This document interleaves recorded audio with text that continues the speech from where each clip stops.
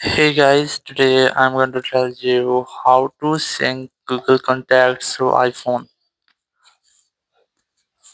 If you're using any iPhone and you want to get your contacts from your Gmail to iPhone, so let's see how can you do that. You just have to open your settings, then go for apps, and here you just have to look for mail app. Once you get select that, then select mail accounts, and from here you just have to select your Gmail account from which you want to sync your contacts, or if you haven't added this here you just have to select add account, then select choose from list, then select Google, and here open browser, and you just have to log in or sign into your account here, or if you are already signed in you just have to go back, and here you will get your Gmail account, select that, and here you will get the option of contacts.